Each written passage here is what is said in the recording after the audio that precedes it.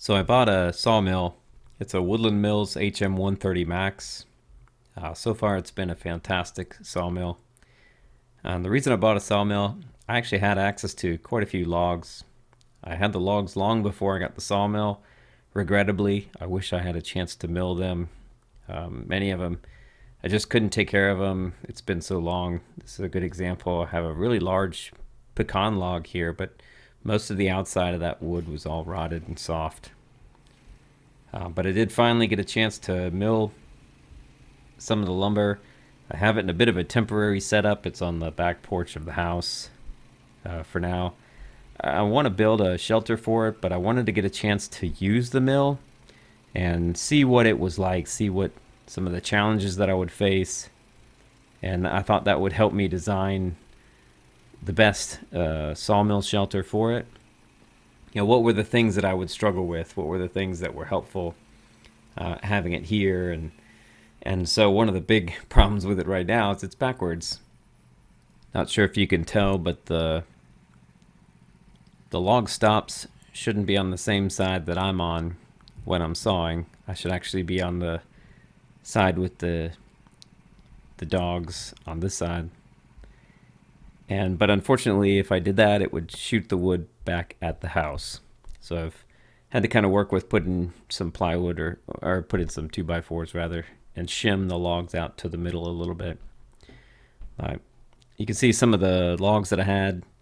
You can see some of the spalting in it. That's from the water going into it. Hopefully these will dry out and they'll be usable logs. This is a piece of oak that I had. It was, when I started, a really large log, but I tried to start to cant it and get it square and actually take most of the same situation happened. It got soft on the outside, so I took most of that off. And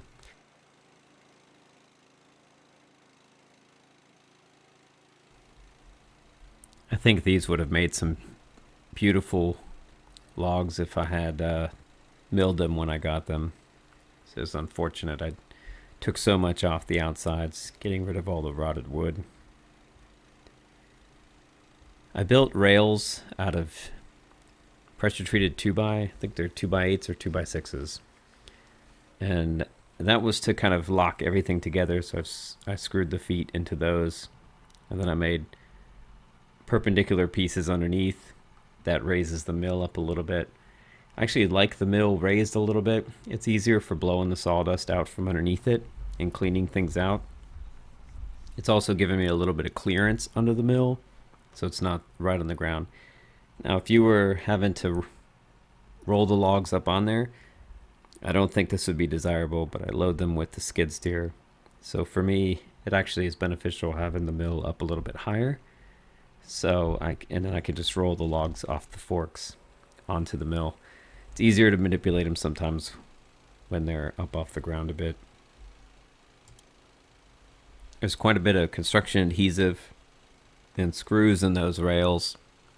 Another idea I had was that I could slide the forks underneath the wood and not be putting the forks on the actual rails themselves for lifting and moving the mill around. So if I wanted to pick it up and load it on a trailer or relocate it, that I wouldn't have to put some of those kind of forces on the bolts and the rails that are there.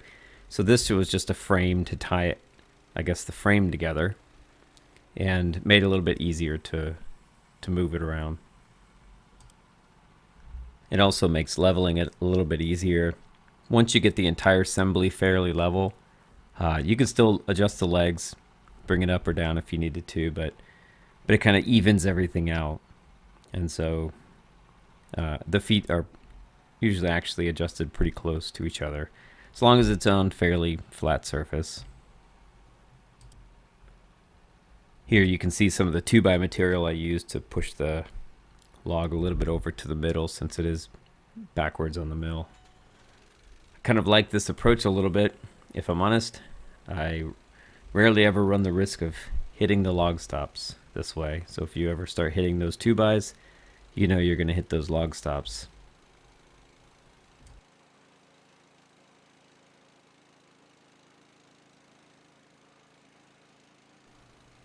I'm hoping out of some of this oak that I can get some stair treads, which is the hope. I'll have to make sure I kind of trim off anything. There's quite a few large knots. Obviously there was some stuff that's soft on the sides.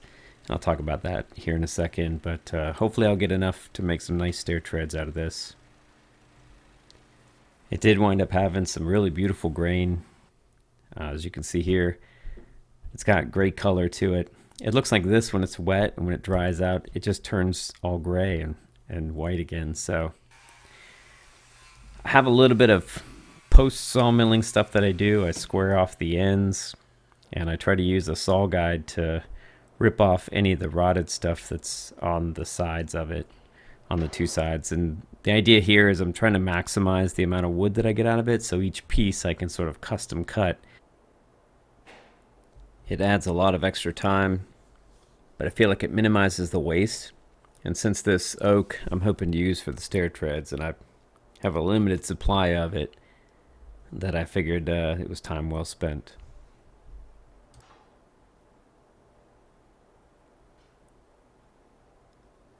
My intent here isn't exactly to be perfect, but what I try to do is I measure the board, whatever the piece is, at the two ends, and I find the middle part of it, and then I measure off of that one both directions, so that ideally what I've got is one flat side that has an equal amount of wood from the center of it. So once I've got one side flat, then I can put a square on it, and that's how I can cut the ends so that they're a little bit more square. I think in the future I'll just spend the extra time before I mill the log to run the chainsaw through and see if I can't get the ends a bit more square before I even bother to mill it. These I didn't do that, and they actually were quite a bit angled. So I kind of square off one, and that helps the saw guide clamp it better. And then I can measure it, get good lines. Obviously you're 5 1/4 off from where your line is actually going to be. Put the saw guide on, rip down one side, and then turn it around and rip the other side. While I don't expect a lot of people will take this extra time, if you did want to take your first couple of cuts where you're just starting to square the log, this method would help you just trim off the bark edges if you wanted to kind of get rid of those and turn those first cuts into something a little bit more usable.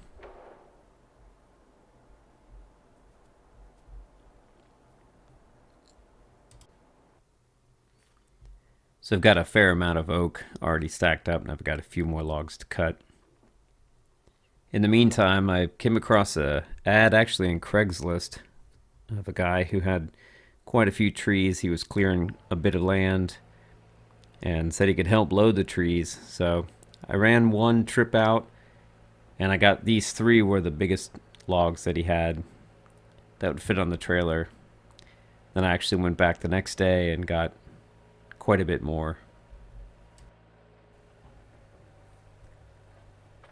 I have a grapple rake for the Bobcat, but it's heavy, so I actually found the forks to work pretty well for unloading the larger logs.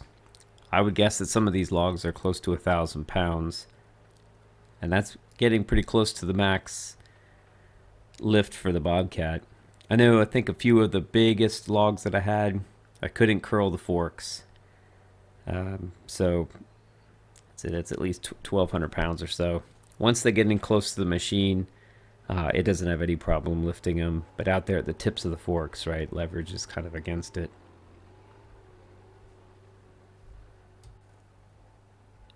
Fun fact, the trailer here has been in the family for a while. My dad purchased the trailer and picked up his house package years ago, many years ago, on this trailer.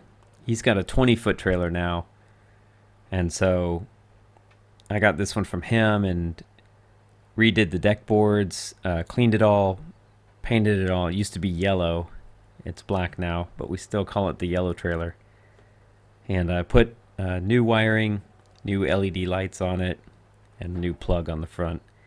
So it's ready for many more years. And we put some new tires on it. So now it's ready for hauling logs and ready for hauling house materials. So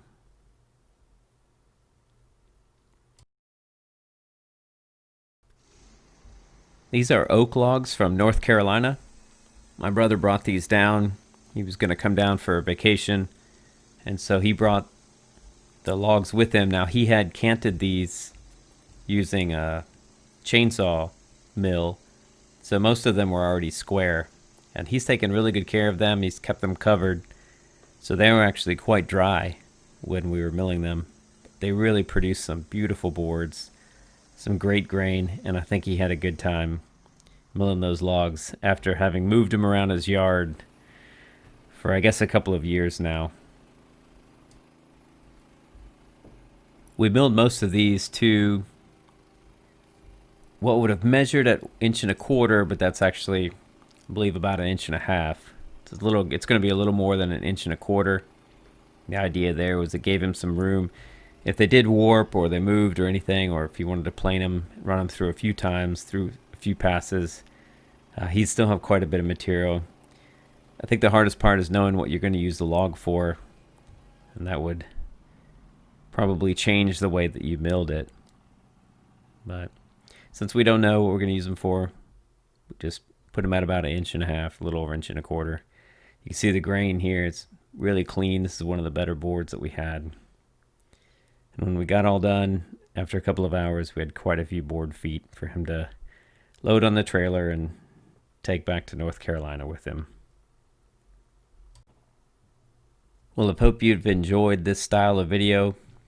I appreciate you watching. And let me know what you think of it in the comments.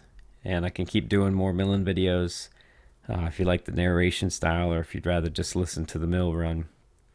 But I hope you've enjoyed it, and I'm looking forward to making many more sawmilling videos. So please keep checking back, and until next time.